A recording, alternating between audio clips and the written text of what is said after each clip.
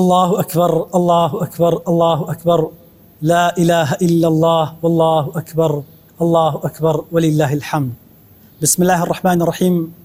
إنا أعطيناك الكوثر فصل لربك وانحر إن شانئك هو الأبتر. بنابي خداي بخشندەی میهرەبان، سلامی خوای گەورەتان لەسەر بێ ئازیزان و خۆشەویستانی کەناڵی ئاسمانی پەیام، بینەرانی بەرنامەی گفتوگۆی تایبەت لە خزمەتی ئەوە عزیز و خۆشەویستە. لە دەستپێکە هەر پێم باشە جەژنە پیرۆزەی قوربانی پیرۆز لە خۆم و لە میوانە ئازیزەکان و لە بینەرانی ئازیز و خۆشەویست و سەرجەم گەلانی مسلمانەکەم. دەخوازین و دەپارڕم کە خوای گەورە حەزی حاجەکانمان بە باشترین شێوە قبول کات و بە ساغ و سڵامەتی بیان جێڕێتەوە نێو خاک و خانەوادە و وڵاتی خۆیان. و خوای گەورە عیبادەت و پرستەکانی ئێوەمانش لە نۆمینەی حاجیان بە باشترین شێوە لێمانی قبول کات و ڕاجیل و بەردەوام و عاقیبەت خێرماکە. خۆشەویستان، لە خزمەتی ئەوەی بەڕێز و خۆشەویستان لە گفتوگویەکی کراوە سەبارەت بە جەژنی قوربان و هەروەها قوربانی کردن ئاخۆ جەژنی قوربان لە چێوە هاتووە، ئەجر و گەورەی ئەو ڕۆژە، ئاداب و سلوک و خەسڵەت و سیفەتە جوانەکان چین کێمە دەبێ پەیڕەویان بکەین لەو ڕۆژانە و شەوانی جەژنە، و هەروەها قوربانی کردن حکمەکەی چەندە و چۆنە و ئەجر و پاداشەکەی چۆنە و کەیفێتەکەش و ئەو ئاژەڵانەش کامانەنکەوە بۆ قوربانی دەشێن و مەرجەکانی چین.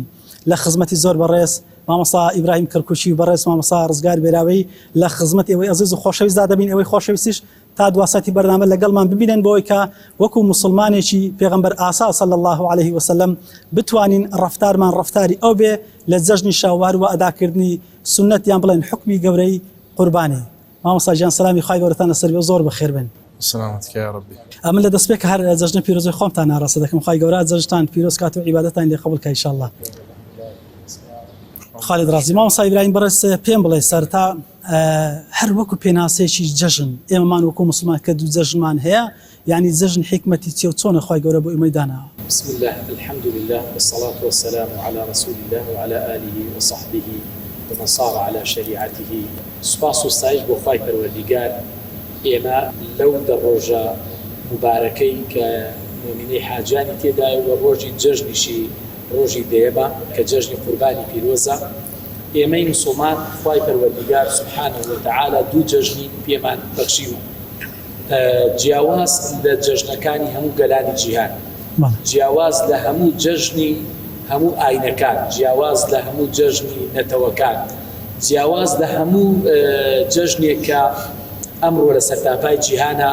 ئەنجام دەدرێت. جەژنی ئێمەی مسلمان کە جەژنی ڕەمەزانی پیرۆزە کە لە ساڵی دووەمی کۆچیە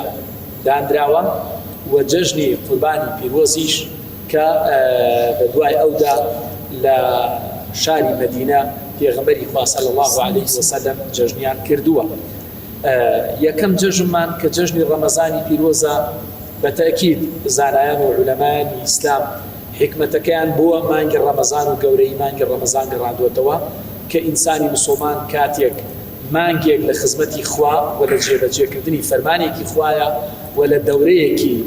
ڕوحی تەربەوی ئیمانیدا تەواو دەبێت و شەهادەیەک وەردەگرێت کە پێی دەگوترێت شەهادەی غوفران، شەهادەی ڕەیان، شەهادەی بەدەستێنانی لێخۆشبوونی خوای پەروەردیگار و ڕەیان و بەهەشتی خوای پەروەردیگار.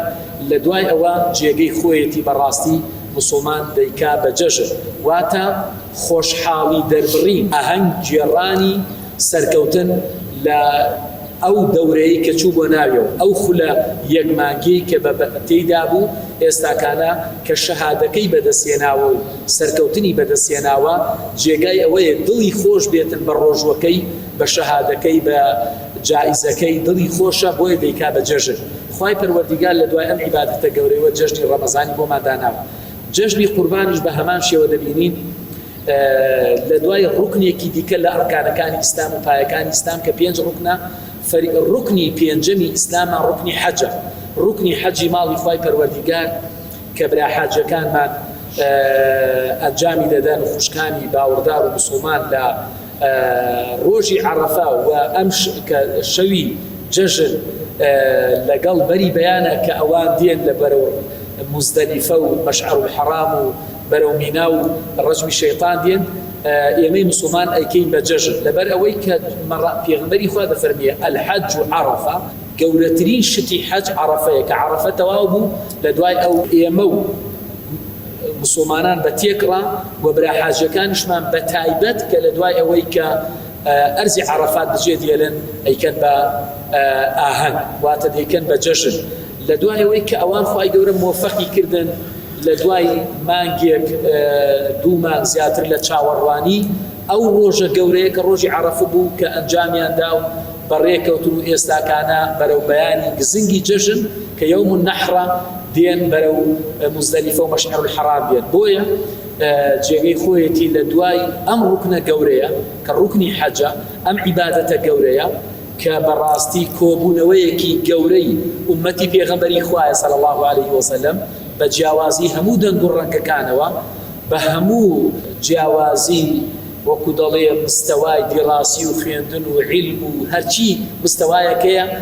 دەوڵەمەند و هەژار و پیر و پەکەوتە و گەورە و گچکە پیا و بە ئافرەتەوە لەو مەڕاسیمە گەورەیە جێگەی خۆیەتی هەمومان پێکەوە شان بەشانی براحاجەکانمان دڵمان خۆش بێ بیکەین بە جەژن جەژنێک لە بۆ ئەوەی کە بەڕاستی ئێمەی مسلمان جارێکی دیکە توانیمان بچینەوە سەر گەورەترین سنەتی پێغەمبەری ئیبراهیم و گەورەترین فەرز کە خوای پەروەردیگار هەر لە سەردەم سەیدنا ئیبراهیم گەورەمان پێغەمبەری ئیبراهیم عەلەیهی سەلام کە خوای گەورە ئەم بانگەوازەی کردووە وەئەذن فی الناس بالحەج یەتوکە ریجالا لەو کاتەوە ئێمە کە قوربانیەکەش کە هەر جەژنی قوربانە کە ناوەکەی لە قوربانیدانەوە دیە کە دوایی باسی ئەحکامەکانی قوربانی دەکەین ئێمە قوربانی لەو کاتەوە هاتووە بۆیە جەژنی قوربانیش کە عید الأضحى عید الأضحیە لەم قوربانیەوە هاتووە کە سەیدنا ئیبراهیم عەلەیهی سەلام ئەنجامی داوە بۆیە پێویستە بەڕاستی ئێمەی موسڵمان وەکو پێغەمبەری خوا دەفەرمیە کاتێکە چێتە شاری مەدینەوە کە تەمەشا دەکاتن خەڵکی مەدینە 2 ڕۆژیان هەیە خۆشحاڵی و ئاهەنگی خۆیان تێدا ئەنجام دا و دەربڕیوە پێغەمبەری خوا فەرمووی خوای گەورە بۆتانی گۆڕی بە چاتر لەو 2 ڕۆژە کە ئەویش جەژنی ڕەمەزان و جەژنی قوربانی پیرۆزە ئەوە حکمەتی ئەوەیە کە ئێمەی موسڵمان لە دوای ڕاپەڕاندن و جێبەجێکردنی 2 فەریزەی گەورە یەکەم ڕوکنی ڕۆژوو دووەمیشیان کە ڕوکنی حەجی ماڵی خوای پەروەردیگارە سوبحانه وتعالى ئەم ئاهەنگە گەورەیە ئەم ئاهەنگە جەماعیە ئەم جێژنە گەورەیە کە جێژنێک پڕ لە عیبادەت پڕ لە تەکبیرات پڕ لە جوانی پڕ لە برایەتی پڕ لە خۆشەویستی پڕ لە زەردەخەنە و پێکەنین پڕ لە خۆشحاڵی پڕ لە سفرەی ئاوەدار ئەم جێژنە جوانە بەڵێ جێگەی خۆیەتی لە دوای ئەو 2 عیبادەتە گەورەیەوە کە ئیمتیثالی فەرمانی خوای پەروەردیگار کراوە کە بەڕاستی لەو 2 ڕۆژەیە موسڵمانان ئاهەنگی سەرکەوتن بەسەر نەفس و شەیطان و ئاهەنگی بەدەستێنانی ڕەزامەندی خوای گەورە و غوفران و ڕزگار بوون لە دۆزەخ و ئەمە هەمووی جێگەی ئەوەیە کە ئاهەنگی بۆ بجێڕێ بەڕاستی بە جەژنیە دەستخۆشی مامۆستا ڕزگار مامۆستا باسی ئەوەی کرد کە ئێمە دەزانین کە جەژنی ڕەمەزان لە دووەداکردنی فەرزێکی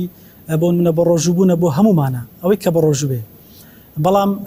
جەژنی قوربان ئاخۆ بەس بۆ حاجیانە کە تەوافی ماڵی خواکەن و ئەدای فەرزی حەجەکەنیان بۆ ئێمەمانیشە و جیاوازەکەی چیە ئێوان لەگەڵ ئێمە ئەو جەژنە فەرقی هەیە لە بۆ وان لەوێمە بسم الله الحمد لله والصلاة والسلام على رسول الله وعلى آله وصحبه ومن اهتدى بهداه لسرتا بزناب تو زناي ما مستاو بندان أويك أصحاب لنا بيكتر بيشان أقول تقبل منا ومنكم خير سبحانه وتعالى طاعته وعبادته أو زجنا لها ملاي قبول بك خير سبحانه وتعالى مبارك وبيروزي بك أمن وأمان اطمئنان واستقرار لنا ضلوا درون مان لنا مال من دال مان لنا وخاك ولات مان خير سبحانه وتعالى بأمن وأمان وخوشي وخوش جزراني بيجريتو بسر همو أمتي إسلامي إن شاء الله. أمان. طبعا زجن بحقيقة يعني معناه واتاي زور جورة هي لو أنا جیاواز بوونەوەی ئەو ئومەتەیە لەگەر هەموو گەلانی دیکەی سەرزەوی ینی دیارخستنی بڵێن بەشی حەزارە و شارستانیەتی ئیسلامیەتیە ئین لكل قوم عیدە وهذا عیدنا پێغەمبەر عەلەیهی الصلاة والسلام باسی دەکات و جەژن حاجیانی ماڵی خوای گەورە سبحانه وتعالى کە ڕۆژی عەرەفە تەواو ئەکەن لە مەغریبەکەی کە یەک بە ئیمامی عومەر ئەفەرمێ ئەڵێ ئاەتێک هەیە ئەگەر ئەو ئاەتە بەسەرمە دابەزی باە ئەمان کرد بە جەژن لە جوولەکان ئەڵێ ئیمامی عومەر ڕەزا و ڕەحمەتی خوای لێبی ئەفەرمێ ئەو ئاەتە اليوم أكملت لكم دينكم ئەزانین لە چ کاتێک لە چ ڕۆژێک لە چ شوێنێک دابەزیە کە ڕۆژی عەرەفەی و ئەمەش ئەیکەین بە جەژن ئەو جوولەکەش کەسەشی زیرەک بووە بەڵێ يعني كبسيارك لإمام عمر أكا طبعا إمام عمر رضا ورحمة الله به هالروجي عرفش على أو الروجي ججنا لبرت لبروي كبيغمبر عليه الصلاة والسلام بكعب أفرمي أبشر بخير يوم طلعت عليك كلي خوشبوني خواي جورب سبحانه وتعالى لي طبعا أبيد بزجن لبو السلمروف روجي عرفش كالروجي لي خوشبونا وفعلا زجنا وحازياني مالي خواي جورا حزك أكن ومغفرة خلاتي خواي جورا ورأجرن أما مراسمو أو زجنان لبو أكين لخوشيوانيش كخواي جورا سبحانه وتعالى أو لي خوشبونا وان بي أدا همو ما مشاركة وبجداري أو زجنا أو مانا أو واتايا أكين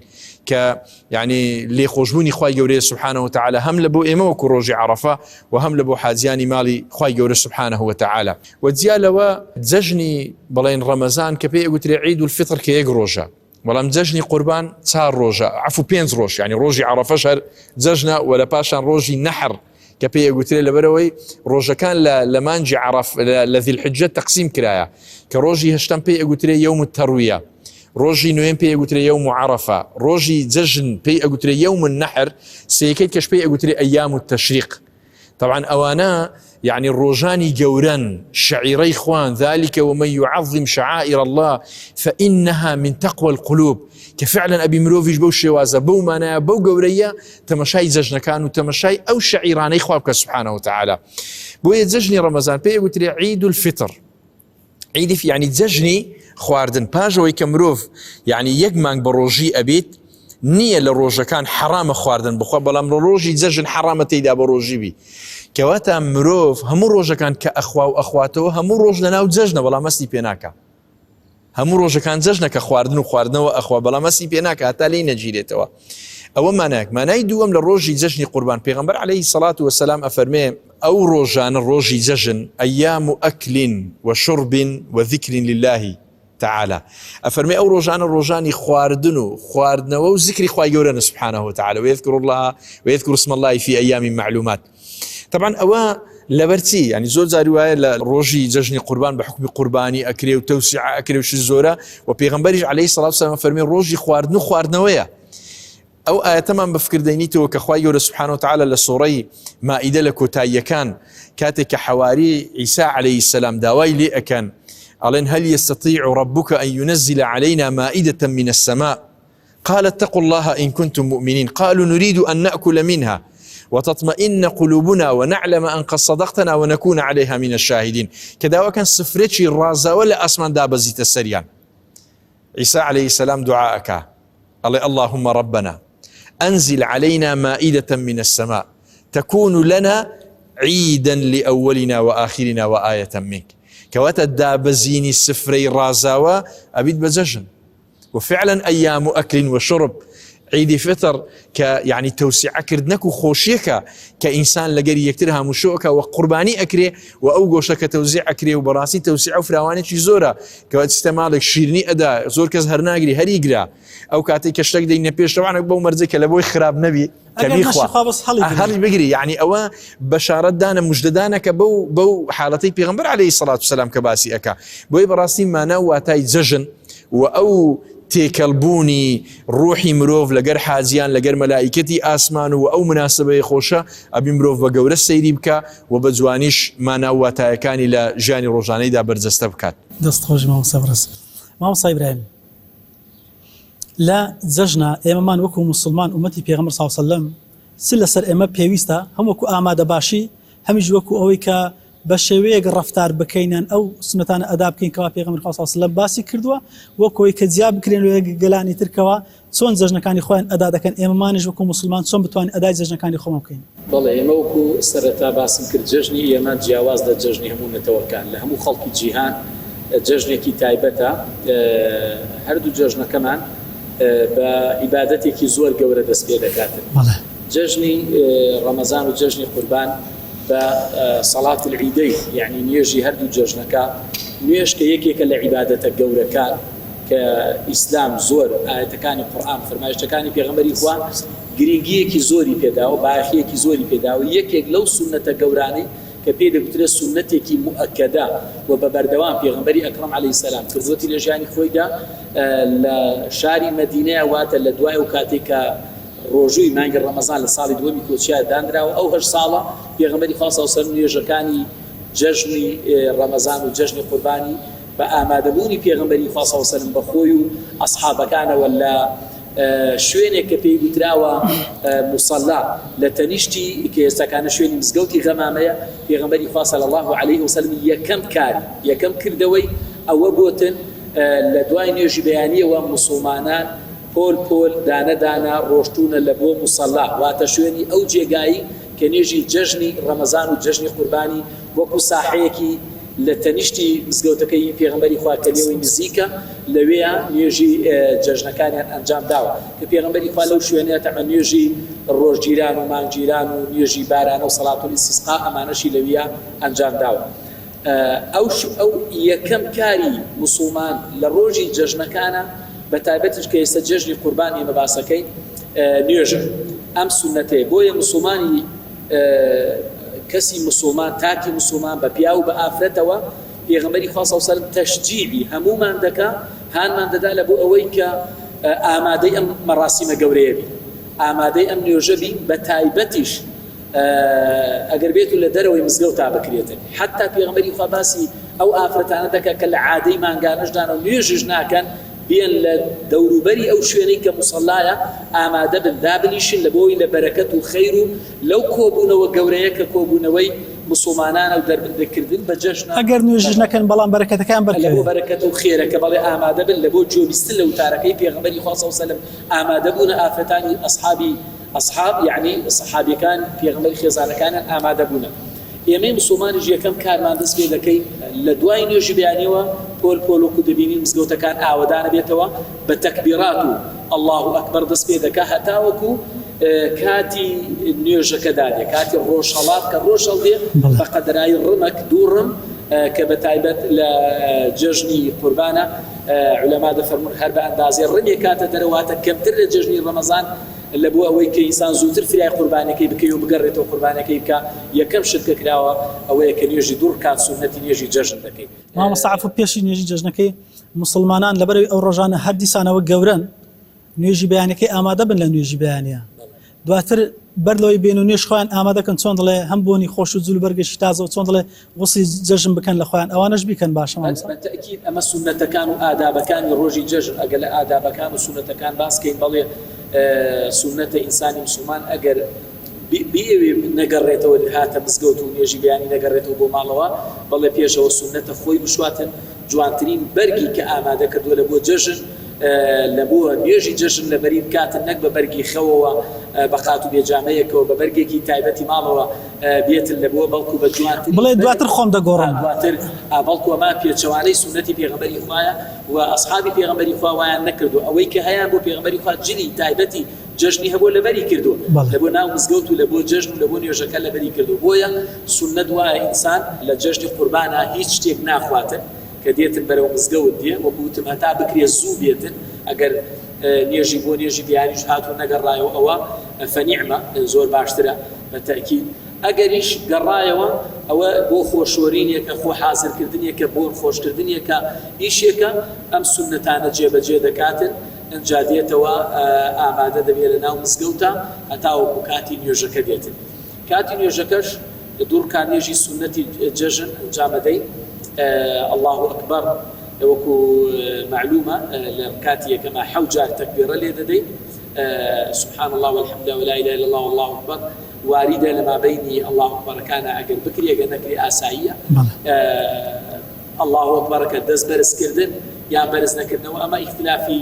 علماء للسنه مذهب كان شيكي اسايه جرين الله اكبر ركعت تكبير ركعه ركعت يكن حوجه تكبيره ركعت دوم بيجقال الله اكبر يجدا بستان بينجار تكبيره دكريت اما لهر دنيا جژنەکە هەر وەکو یەک وایە واتە نێژی جەژنی قوربان و جەژنی ڕەمەزان هیچ جیاوازیەکی تێدا نییە لە ئەنجامدانی تەنها نیەتەکە دەگۆڕێت تەنها نیەتی ڕەمەزان نیەتی ئەوە نەبێ نیەتیش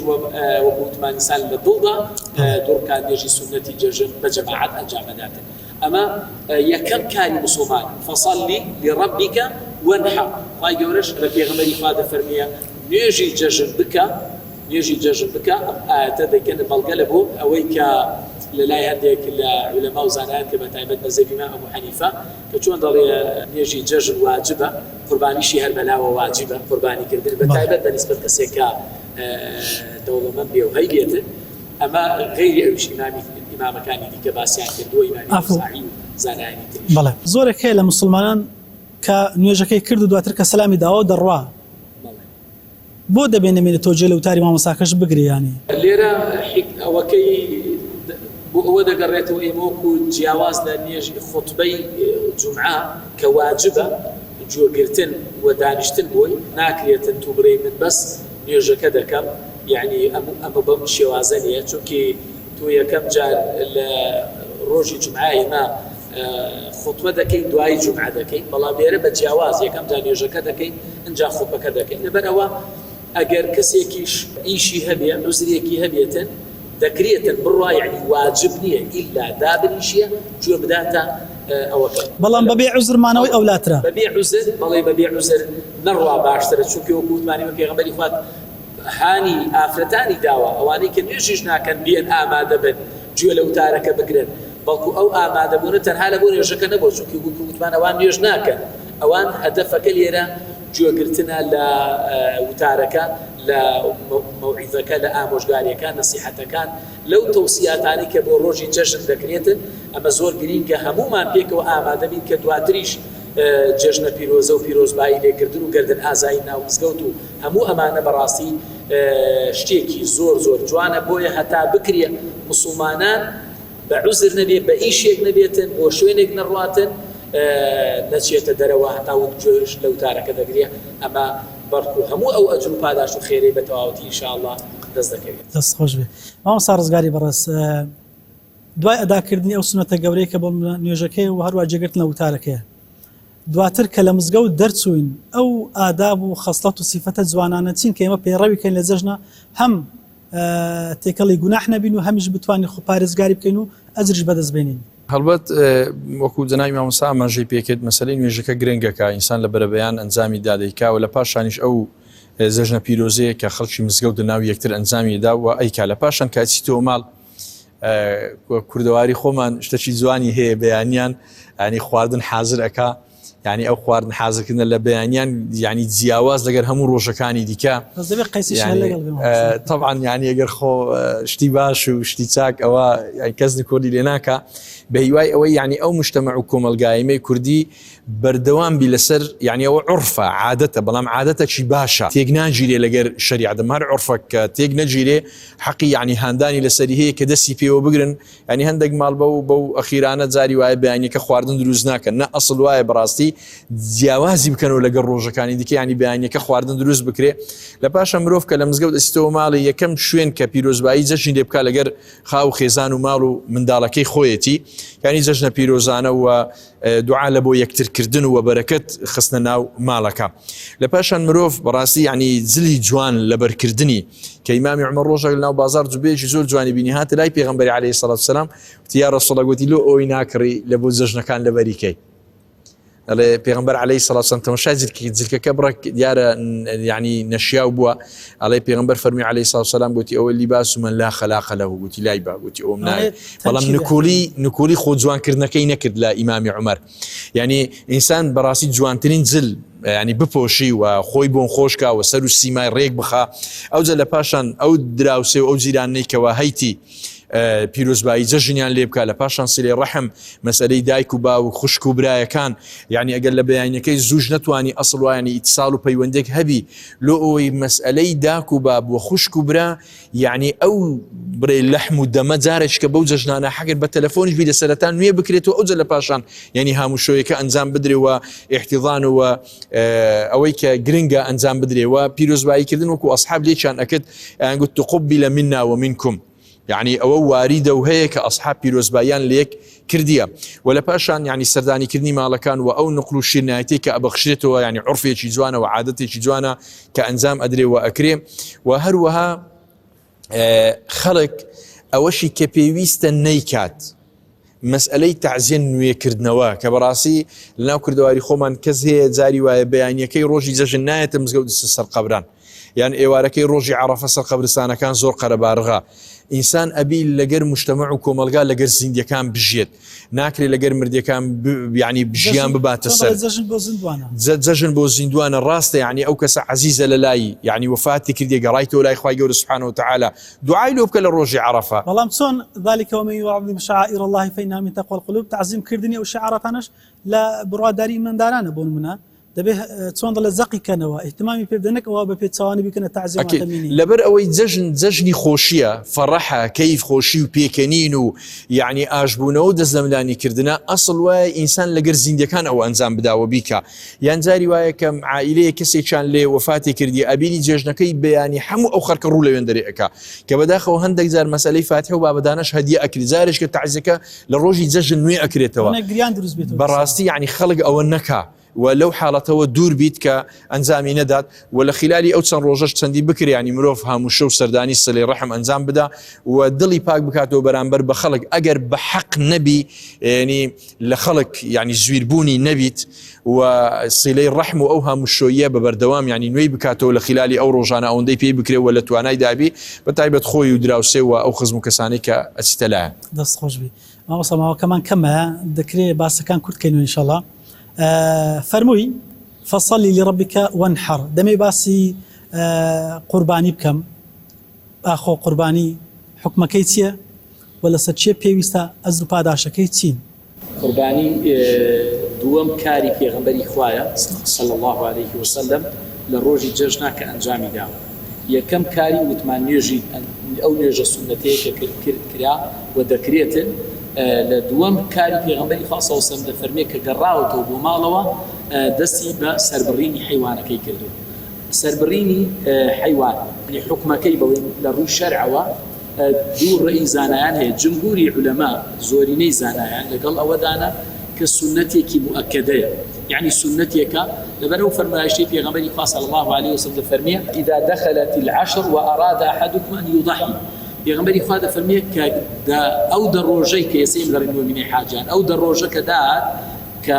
لیکم روز هر کسی نیتی وابو لبو جشنی قربانی بکا انجا در فرمیه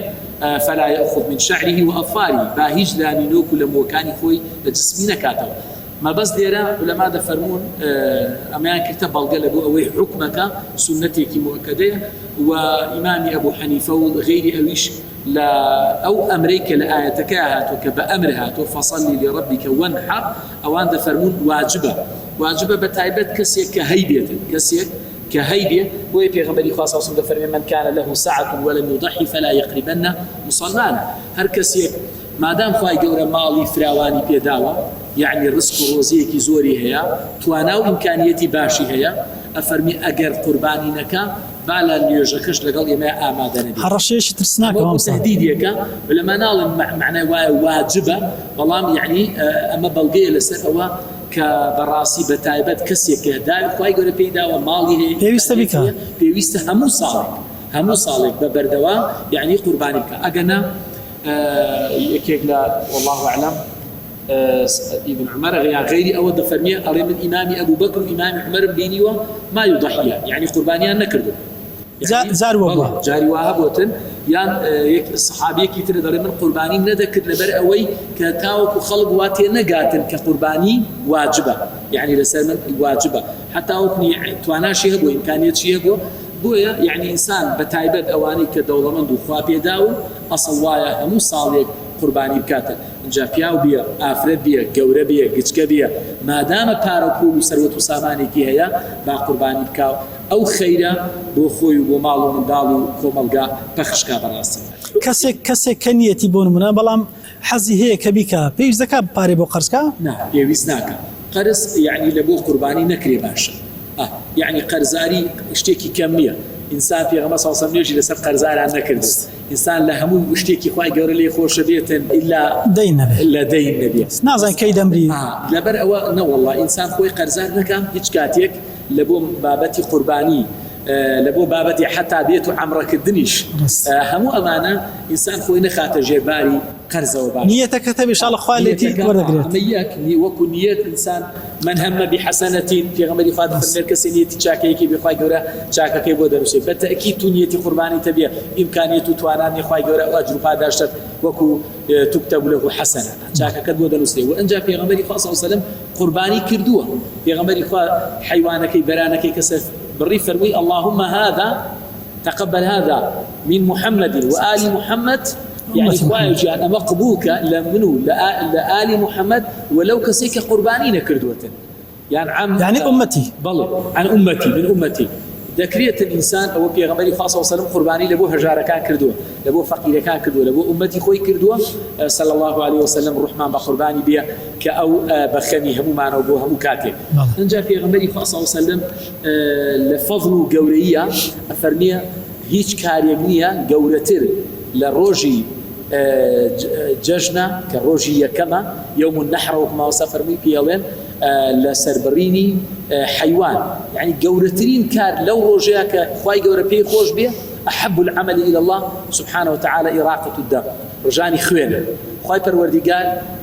بيويستي بغوشت و هيسك و أمانية بيويستي بخوينية بلام خواي قورة بيويستي بو تقوائية بو زيندو كرنوي أو سنتية فإنكم على إرث من إرث أبيكم إبراهيم وكو بيغمبري خواده فرميه ولا سر ميراتك لميراتي باوكتان بيغمبر إبراهيم صلاة والسلام خواده سربيه اقتداء بسيدنا إبراهيم بو بيغمبر قوريا بو ما موسى قوريا يا مجاريكي ديكا همو صاليك تجديدي أم سنة قوريا دكينو نيو دكينو لبو أويك أو كردي امتثالا لبو فرماني خواي پروردگار سبحانه وتعالى يا مجدرين اي خواي پروردگار وكو سنتي پیغمبر ابراهيم وكو سنتي پیغمبر خوما صلى الله عليه وسلم كدواي بو بسنتي كي بردوامي پیغمبر خاصه وسلم كقرباني كردوا يا مش ام قرباني دكاي ام قربانيه فضل دوري وكو قلت اويا ك للاي اخوان لهموش تيغ لم روجا انسان قتوانا هديه سربري ام حيوانيه للاي خواي پروردگار سبحانه دست خوش ما سبرس ما صار قال ما كمان زور كما قربين دواء كمان صباصي حكمك كيرد او شرط مرزانه تنكبو قرباني دبي بشنا واجلانا كمان كوا بو قرباني دشنوا ازركش ما بيبلي صوت زنا طبعا لروي ازروا پیغمبر عليه الصلاه والسلام لفرمي يعني وكما وسام جي بي كد جولترين عمل كالروج الانسان للروج يجن بيكا ريشتني خوينا لا حيوان يعني اجر سربرينا وبيغمبر عليه الصلاة والسلام ده فرمي وإنها ليقع من الله بمكان قبل أن تقع على الأرض فطيبوا بها نفسه ده فرمي كاتك أو أجل السر أبري أو خينيك أرجلي بيش أوي لو مسافة بكو تسرزوي لله إخوة يقول سبحانه وتعالى أزركاء نسره بوي أفرمي نفسي خوتان باك بكنوا بمسألة قرباني كواتا قرباني پاکردنەوەی دڵ و ئەبرێن عفو تەسکیەی نەفس و پاکردنەوەی دڵەکانە لە بەرامبەر بەخوای گەورە سبحانه وتعالى و ئەفەرمێ لە ڕۆژی قیامەت ئەو ئاژەڵە بە ئێسکەکانی و بە مووەکانی و بە شاخەکانی و بە هەرچی هەیتی هەر هەمووی دی بە حەقی لەلا تەرازووی عەمەلی ئینساندا ئەندرێ خواهي قول سبحانه وتعالى لبويدا أنت يعني براسي أجر باداش زوري هي وأبيت مايي اللي خوشبوني خواهي قول سبحانه وتعالى لبو أو مروف اللي همو قناه تاوانا كاني برجاني يلي بشي خويني يكم كلو آجلا دا أكبيد بويا وكو جناي ما منصاش باسكت كسنة إبراهيم عليه السلام نوع إكاتوا بلان بعدة شي دي كشي هي كخواهي قول سبحانه وتعالى سوري صافات كإبراهيم عليه السلام أفرمي يا بني إني أرى في المنام أني أذبحك فانظر ماذا ترى خواهي قول سبحانه وتعالى بشر للشريعات بعملي إلغاء أكاتوا مسألة تبني من هيك بيغمبر عليه الصلاة والسلام زيدي كدبو كوري خوي بلان لقرآن خواهي قول سبحانه وتعالى باج أو ككردية فرمي أدعوهم لآبائهم مروف هتا بيش إبراهيم عليه السلام مروفايتي مروفيان أكرد بقرباني بلام خواهي قول سبحانه وتعالى بقصي بيغمبر إبراهيم عليه السلام بو عملية حتى أي بعد حالتك أو خواهي قول سبحانه وتعالى بي ألي هري بقرأ أو ناكري مروف حتى لبو خواش ببيكي قرباني بۆی ئاژەڵەی لە بەدەردا ئەنێ وەکو پاراستنی کەرامەتی مرۆڤ خی گەورە سوبحانه وتعالى حنيفا ها مسلما بأكيد يعني خي سبحانه وتعالى بديوي عمليه بإبراهيم عليه السلام وأمشك أن يتبع ملة إبراهيم أنزامي أدين وهلبد أو أجلاني كأكرين بقرباني برن والشركة اللي ركوانا النية أما زياتر يعني تعامل لقرناكين بلكو تسيلا وبزنا ومرة طبعا أوانا للروي أبي هيت عيبي عن النبي بتايبد أو عيبانيك بيغمبر دياري أكا صلى الله عليه وسلم يعني كوريك يعني كظاهر بالروم بي يان لاوازية كبسرية وديار بي شلية كبسرية وديار بي يعني بوكانوينا وموخي كأوانا يعني هر حالتك کاریگەری لەسەر کەمکردنەوەی گۆشتەکەی ئەکا دروستنیە بکرێت بە قوربانی جگە لەوەی کە ئاژەڵەکە ناکرێت جێ ئەوانەی قرتاب ینی بەشێک لە حیوانەکە لێ بوو بیتەوە لەبەرچی لەبەروی خی گەورە سوبحانه وتعالى ئەو قوربانی بە کاملی ئەوێت لە مرۆڤەکە بۆیە ئەگەر بەشێک لەو ئاژەڵە لێ بوو بیتەوە کەواتە ئاژەڵەکە بە کاملی نەکرێتە قوربانی بۆیە ناکرێت ئەوانە بکرێن بە قوربانی بۆیە بی مرۆڤ ڕاستی ئاگادار بی مەرجەکانی تێدا بێتە جێ وەکو گوتم عیبی تێدا نەبی بۆیە بینی هەندێک عیب هەیە لەبەرەوەی گۆشتی حیوانەکە زیادەکە لە بۆ منە حیوانێک کە ئەخەسێندرێ ئەو حالەتە حیوانی خەسای علماء ئەڵێن ئەکرێ بکرێت لە بۆ قوربانی لەبەر چونکی گۆشتی زیاترەوە پێی قەرەو ئەبێ نییە و ئەو ئاژەڵەش یعنی گۆشتی زیاتری پێی و قەرەوترە و لە ڕووی تەمەنەوە یعنی برێن مەسئلەی مەڕ یان کاوەڕ کە 6 مانگ ئەگە خڕ و وەکوڵێ قەرەو بیت و گۆشتیشی بەتامترە کە ئەوە ئەفزەلیەتە کە ئینسان بیکاتێ لە پاشان مەڕ ئەوی ساڵێک بی و بزن ئەوی داخلی 2 بیت و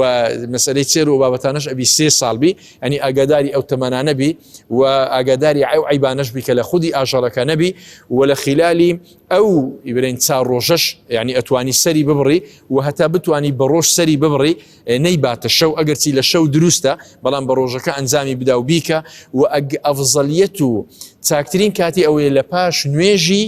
جەژن کە ئەنجام ئەدرێ یەکەم کارەکە ئەنجامی بدا قوربانیەوە ئەفزەلترین کاتەکە مرۆڤ بیکە لە پاشان ئەوانی دیکەش بە دوای دادێ وەکو ئەجر خی گەورە سوبحانه وتعالى لە هەموو لایەکی خەڵکە هەمانە بەر لەوەی نوێژەکەی بکە وتارەکە جێ بگری قوربانەکەی کردی ئەو کاتە بە قوربانی لەوەی دەشیان دەبێتە سەدەقە مادام نوێژەکە کرایە بەر لە نوێژەکە نەخێر نابی دەبی ئیلا یعنی نوێژەکە ئەنجام بدرێ ئەوجە لە پاشان قوربانیەکە چونکە پێغەمبەر عەلەیهی سڵات وسەلام ئەفەرمێ یەکەم شت کە ئەنجامی ئەدەین حتا لە مەزهەبی مالیکیەکان یعنی بەچ ڕەبەتیان کردیا کە ئەوە لەوانەیە جاری وایە بڕێک ئەوەی خۆمانی تێداوی مامۆستا لە مەزهەبی مالیکیەکان ئەبی ئیمام قوربانیەکە بکە ئەوجا خەڵک لە دوای قوربانیەکە بکە يعني أول لوي أو مرزان قرتيا يعني حتى أو نكا وكو بيغمبر عليه الصلاة والسلام كأي كرت نابي خلشي ديك بيكا كريب بالشرعين بلا ما مساوي إذن دارن قبرون بيكا نمناك ما مسدستان خوش بخاي قرر خيرتان بنوسي حزيكي كرد لسروي أو عيباني ما مصاباسي كباسي في غنصوص باسي نخوش دكا يكي لو توان عيبي كان فمدكات ونخوشيه أمر وكش براسي أو نخوشيه خير بربون لحيوان وكذا بوازريتوا زور گرینگە وەکو پێغەمبەری خوا دەفەرمێت کە حیوانێک نەخۆش نەبێ ئەمڕۆ ئەو نەخۆشیە بەڵاو بۆتەوە یعنی دەکرێت بەڕاستی مسلمانان یعنی ملاحەزە بکەن ڕەچاو بکەن حیوانێک کە نەخۆش نەبێ دوور بێ لەم یعنی ئەم ئەنی گومانی ئەو گومانی لەسەر نەبێ لەسەر نەبێ بۆ ئەوەی کە مسلمانان چونکە ئەو گۆشتە تەوزیع کرێت دەچێتە چەندان ماڵەوە لە جەوەی تووشی ئەجر و پاداشتم لەوانەیە تووشی گوناح بێ بۆیە هەتا بکرێ يعني أو ملاحظة بكري حيوانك يساو سليم بيه ودو بيه لو أو نخو أو شيء خويني تاي بربم بلا أو كا أو جني وقرني بيدان بلا قرني جني أو جنيا يعني أم حال اشتاني بيه ونبيت النبوة كم الجامع باريس راو بيه وخاي جوره ولا مساو سلامة وتندرس كايشة هل وكو تشجيع لك وتاي هاندانك إمامان وكو مسلمان حتى في مان ذكري بيكين لبروي مال بصدقة كم ناك وباشتريني كردو شكيمتي دا أنزامي بدين إما هم كاتب ضلين يعني أصل وايا مسلمان أويك الوقت ضل بخوي شك دباتن لتواناي ده هر همو مالك بويا علماء دفرمون يعني حيوانك جائزة إنسان لو جاتي خوي مال مدالك إنك بوي هيج عائليك نبيه كقرباني نكاتن يعني إنسان قال لتواناي ده هبيتن لخلال أوصال بشفاريك كوكاتو دانية اللي قرباني يعني بكاتا مثلا صالي بناوي يكي كانوا بكا بس بخيري همو عائلك ذكري حيوانك بتشوكي سر بري لا بناوي خود بخيري همو عائلك والله بويك همو ما متفاني لم قربانيا ولم خيرك ورمالك ما مصارز قال لك وتاي مرزة بون من بابلن لعائلك حفت نفر زياترن أو حيوان جورش كديكات قرباني أجلك يعني تون ضل بو حفتانه ويك باس كريان أو بو أوندية يعني حدد شيء دياري كراوه ذكري بلين كسكديكا لبو خاو خزانه كي بقشتي بيزناك ايدي افراد كان حقيقه يعني اول سردمي اصحاب يعني فرمو اما هر لعائلك يعني رئيس عائلك يك حيواني برين اي قلت بسوق اي قلت خويا او لبو خومو عائلكم لبو هميان كاوهي زغماني لسرنيه وكو انزامداني وكردني وافرمي حتى تباهى الناس بالاضاحي حتى وايلي هتخلق يعني بو ماي شانازي بخو كردن بمساله قرباني هاد شيء حيواني جورتر اكاتي واولوي جورتر اكاتي يعني براسي يعني او هب ولا لو حالته لو انسان براسي بخوي لو بباريزي اگرتي يعني براسي انسان سندي اجلك خو جورتر بي يعني باش كان زياتر وغوشت كان زياتر واتواني زياتر خلق تيدا سودمن ببي وعائله وخاو خزاني خوشي بحقت لو حيوانه شبسو كافي خوي عائلتي بلام خوي جوره توسيع الى سركسي كرديه لبو هميان ايك حتى من دالش يعني تسمك كي زور زاري واي من دال لبر ابردريت لبو قرباني يعني اگر اسم بي او نقطه باسكم لبو من دال قرباني با بكريت لبو من دال ابي الرصيد يعني خوي جور سبحانه او قرباني لبو اكا او رصيد لبو دفتري اعمالي او من دال دا اندري وشي بو باز صار برسرو لبو دا اندري يعني الرصيد لبو من دالك اصل لبو بكري وكو حزي لبو اكري كو مساله عمره يعني باب شكنيتي لبو ديني يعني اوانا وكو من دال اكري قرباني كشي لبو بكا وفعلا وكو رصيد لبوي امينيتوا وغوشتكش اتواني اگر غوشتي نزر نبي قرباني كنزر نبي سونشي اگر نزر بي ابي همو توزيع بكري اگريش كسي قرباني لبو مرديك اكا ابي بشي مرديك همو توزيع بكري بلام كسي كقرباني سنه ايكا اتواني بك تسيبش بشيك لبو خوي بيت بشيك لبو هجاران بروا بشيك لبو دولمندان بروا وكو هديه وكو دياري يعني او وكو حكم اتواندريت يعني او تعامل جگر گوشتكبك خوي سبحانه وتعالى ملاج اجل الجوره حب بشي هوي كذلين باس لبو حفت كز بلا دكري كسي كبون من كريشيان بوان كسيشيان بوا داخلي عقيقي تيابكا بلى اتواني يعني لو حف بشي كهيا اجا كره دوبه شي بيت حصي يعني من دالك وكو عقيقه بينز بشكش وكو حكمي اضحيه وقرباني بروات دستان خوش ما صاحب ابراهيم دوباره زجن بيروس خوي جوره عبادتي اللي قبل كاس فاسي ما ندبون دكين مبارك ان شاء الله روجك الزجن خوشي سركوت ان شاء الله زور سپاس ما صارزگار مبارك ان شاء الله خوي جوره لنگوش بيروس كاولو بينرانيش خوي جوره سبحانه وتعالى بكات ما خير وبركه بسلام ولايك ان شاء الله دستان خوش بلا بينراني عزيز وخوشويتي ودارين كاتواني بيتمان کەلکێکی باشمان بێوەگان بێ بەوەی کە بەرچاوتان ڕوون بێ سەبارەت بە قوربانی و هەروە ئادابەکانی جەژن خوای گەورە بە شێوەیەک بمانژێنی کە خۆی لێمان ڕازی بێت و وەکو ئادابەکی ئیسلامیانە بتوانین بە شێوەیەک ڕەفتار و کردار و هەڵسوکەوت و دانیشت و خواردنەوە بکەین کە طبعا لا سنة پیغمبر خدا صلی الله علیه و سلم خوای گەورە جەژنی هەموو لایەکتان پیرۆزکە بە خێر و خۆشی بەسەرمانی بجێڕێ ڕاگیر و بەردەوامان کات و حەزەکانیشمان قبول کات و بە ساغ و سلامەتی بجەم بیان جێڕتەوە خانوادە و خاک وڵاتی خۆیان و هەروە عیبادەتی هەمومان بە باشترین شێوە قبول کات تا بێگەشتنەوە هەموو ڕۆژێکتان هەر جەژن و هەموو جەژنێکتان شادی و کامبەرانی خداتان لەگەڵ